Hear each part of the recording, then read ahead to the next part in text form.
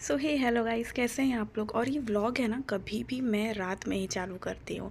तो यहाँ ना मुझे आज जाना था जन्माष्टमी के लिए, तो हैप्पी जन्माष्टमी टू ऑल। तो आज थी जन्माष्टमी और मेरी बेटी को मैंने सोचा कि चलो यार, यहाँ पे ना मतलब पास में ही मंदिर है, राधा कृष्ण मंदिर, तो वहाँ पे मेला लगा हुआ है, तो मैं इसे घुमा के लेके आती हूँ। तो फिर मैं तैयार वगैरह हो जाती हूँ, रोटी खाना वगैरह मतलब रोटी सब्जी सब बना देती हूँ और फिर मैं निकल जाती हूँ मेरे घूमने के लिए। मतलब मैं घूमने के लिए यानी कि बहुत दिन के बाद निकल रही हूँ, क्योंकि मैं आई हूँ अपने मायके में और उसके बाद यहाँ पे मैं चली जा रही थी और फाइनली जो मेरी बहन है वो मान गई थी कि चल यार देखो भी घुमा के लेके आते हैं। तो रात में अब हम जा रहे थे घूमने के लिए और यहाँ पे है ना मतलब बहुत ज़्यादा भीड़ थी। मतलब आप कह सकते हैं कि ये जो छत्तीसगढ़ का जो कोरबा एरिया है वहाँ पे मैं रहती हूँ और यहाँ मतलब पापा जहाँ मेरे काम करते हैं ना वहाँ पर है सबसे एशिया की सबसे बड़ी कोयले की खान। तो पापा है मेरे कोल माइंस में। हालांकि अभी जब मैं ऑडियो दे रही हूँ इस वीडियो को तो रिटायर हो चुके हैं।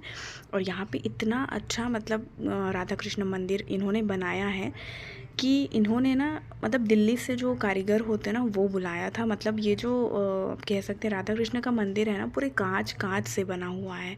और यहाँ पे थे कृष्णा जी जिनकी पालकी को सबको ही है ना मतलब ये कर रहे थे, हिला रहे थे।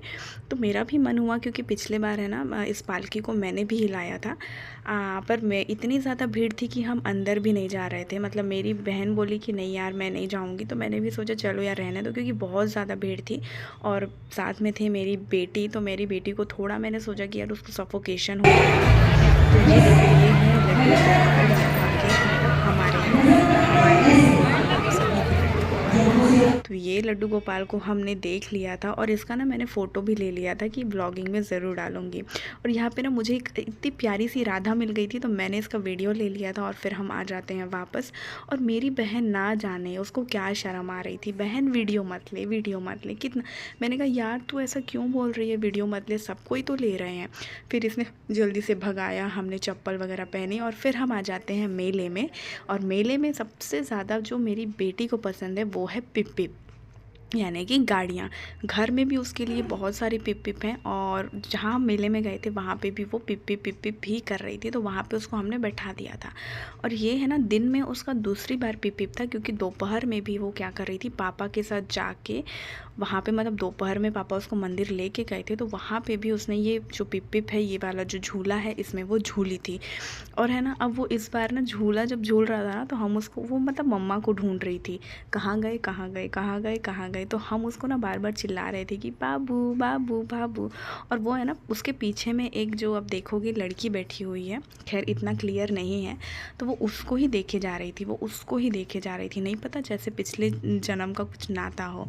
तो वो मतलब उसको देखे जा रही है, तो हम भी बोले चलो आ यार जाएगी ना मोबाइल में चलाते चलाते। मेरी बेटी। और फिर अब हम यहाँ निकल जाते हैं और निकलने के बाद ना फिर मतलब मैं सोच रही थी कि अपनी बेटी के लिए कुछ तो टॉयज़ ले लूँ, कुछ तो ले लूँ।